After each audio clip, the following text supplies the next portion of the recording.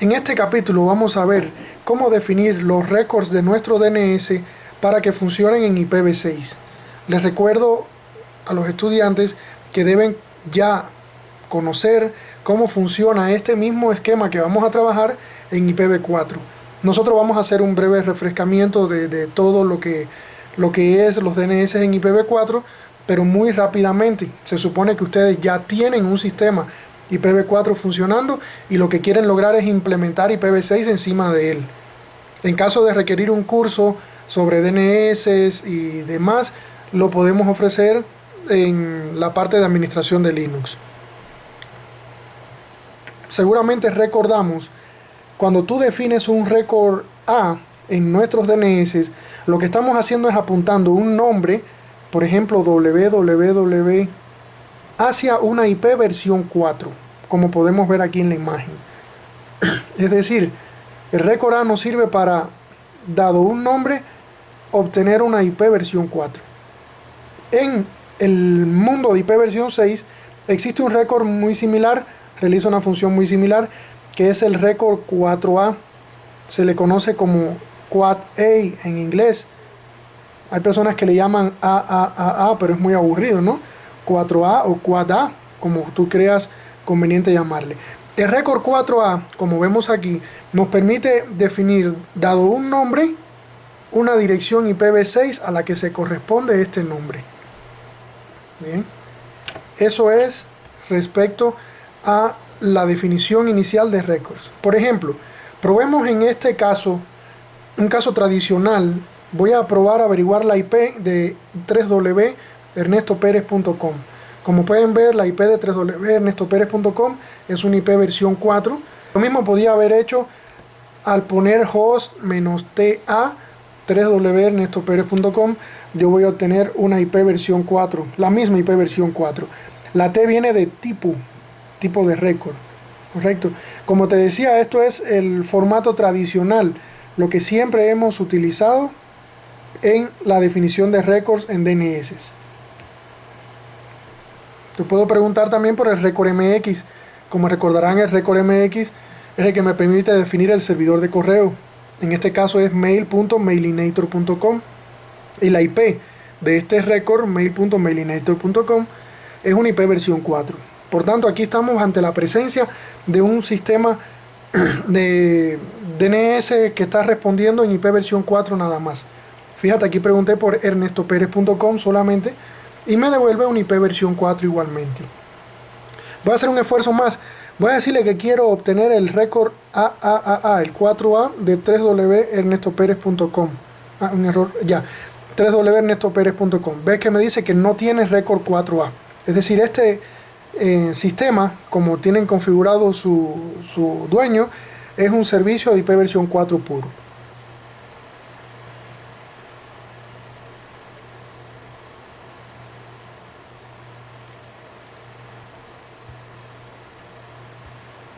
Ahora, ¿dónde es que yo defino estos récords?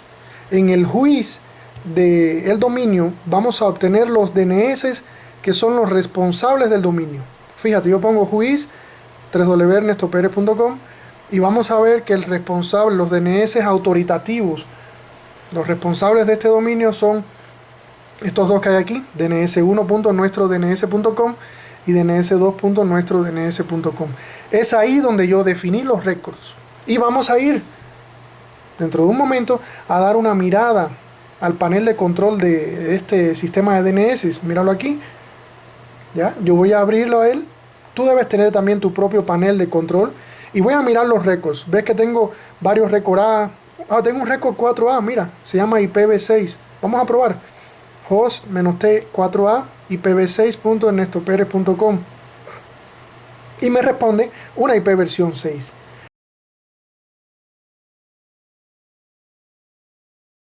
Ok, ¿qué tal que yo quisiera agregar al récord 3W un IPv6? Pues simplemente me voy a agregar arriba, en caso de mi panel, en 4A, nombre del host 3W, ves que dice 4A, y aquí pongo la IP versión 6 de mi servidor. Fíjate como ahora tengo para el récord 3W una IP versión 6, 4A, y un récord A con la IP versión 4. Eso es lo que se llama trabajar en dual stack, que es lo que estamos haciendo nosotros. También voy a agregar uno para ernestoperez.com sin 3W. Simplemente le pongo la IP, en el hostname lo dejo en blanco. Y aquí tengo un récord 4A en blanco, que eso es para el dominio ernestoperez.com, y un récord A para ernestoperez.com. Da lo mismo ponerle el nombre del dominio que no ponerlo en este caso de este panel. Entonces ahora 3W ernestoperez.com y ernestoperez.com van a estar apuntando a una IPv4 y a una IPv6.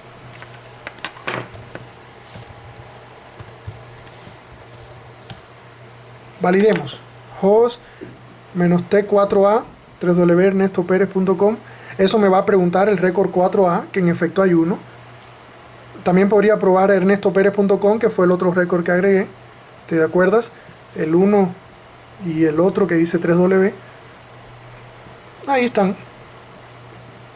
Puedo ponerle sin el tipo. Si yo no le pongo el tipo, él me va a averiguar el A y el 4A. Fíjate cómo me da ahora un 4A y un A. Arriba está el A y abajo el 4A. Ahora, supongamos que queremos que nuestro servidor de correo también reciba los correos por IPv6. ¿Qué podríamos hacer? Podríamos agregar un récord MX apuntando al récord A, que es puro IPv6. Nombre de la máquina lo dejo en blanco, nombre del servidor IPv6, que es ese récord que yo tengo en 4a.ernestoperez.com. Fíjate cómo ahora tengo dos MX para el mismo dominio. El uno apunta a mail.mailinator.com, ¿te acuerdas que era un IPv4? Y el otro apunta a IPv6 ernestoperez.com, que es un IPv6. Vamos a preguntar, host-tmx ernestoperez.com, me da dos respuestas. La una es en IPv6 y la otra es en IPv4. La parte positiva es que los servidores remotos y los navegadores remotos van a escoger el récord por donde se van a conectar. Si no conocen IPv6, van a trabajar con el IPv4. Eso sucede tanto para 3W como para el servidor de correo. ¿Ves? IPv6 en IPv6 y el que dice mail.mailinator en IPv4. Entonces yo tengo ya mi servidor de correo listo para recibir correos en IPv6 y para recibir correos en IPv4. Veamos otros ejemplos. 3wqualinux.com tiene una respuesta dual en IPv4 y en IPv6. ¿Quién es el DNS encargado donde tuve que configurar eso? Son estos 4 DNS que vemos aquí, ns2.e.net al ns5.e.net. Veamos equalinux.com solito, me va a dar un dual stack también, IPv4 y IPv6. El MX de equalinux.com es mail.equalinux.com y mail6.equalinux.com. Como te imaginarás, uno de ellos es IPv6, el que dice mail 6, y el otro es IPv4, el que dice mail. ¿Ves? Recuerda, el servidor remoto no va a tener problemas. Si él no conoce IPv6 en el MX, entonces él escogerá la respuesta de IPv4 que le conviene. Google tiene un alias que es una respuesta a IPv4 y además tiene un récord 4A que es esta IPv6. Facebook tiene una IPv4 y tiene un récord 4A IPv6. Correcto. Fíjate como ya mucha gente está trabajando en dual stacks, IPv4 y IPv6. Facebook, por ejemplo, el MX de Facebook es este. Vamos a averiguar su IP. Es un IPv4. Es decir, Facebook, su servidor de correo todavía está en IPv4. Lo único que tiene en IPv6 es la página web. Está en proceso de transición. Y esto vamos a verlo mucho. Hay que ir comprendiendo que hay veces que vas a obtener dobles respuestas. Hay veces que vas a obtener una sola en IPv4. Y a futuro vas a empezar a obtener solamente respuestas en IPv6. Veamos ahora, hagamos un ping tradicional, ¿te acuerdas? Tú haces ping 3wqualinux.com y te responde la IPv4. Ahora, ¿qué tal que yo quiera hacer un ping a la IPv6 de ese récord? Si existe, ¿no? Yo hago ping 6 3wqualinux.com y entonces él me va a hacer un ping a la IPv6. En este caso no aparece la IP, lo que aparece es el nombre de la reversa. Si tú averiguas la reversa, primero la IP. Ya, por ejemplo, ¿cuál es la reversa de este IPv6? Va a ser mail 6, tú verás, host de esa IP, me va a decir que su nombre es, míralo aquí al final, dice mail6equalinos.com. Por eso tú ves que tú hiciste un ping 6 y te respondió el nombre, no apareció la IP. No hay problema. La mejor evidencia de que nosotros estamos haciendo ping por IPv6 es que usamos el comando ping 6. Mira, ping6 google.com está haciendo, por supuesto, ping por IPv6 a Google. Ping google.com está haciendo ping al IPv4. Ping 6. Digamos, no sé, hotmail.com. Me dice host desconocido. ¿Qué significa esto? Que Hotmail no tiene una IPv6 definida para ese récord. Y es verdad. Mira cómo ya averiguo la IP de Hotmail con el comando host y no aparece una IPv6. El comando ping, que es IPv4, sí empieza a trabajar. Eso es respecto al ping. Recuerda que hay un ping 6 para IPv6 y un ping para IPv4. Veamos otros ejemplos.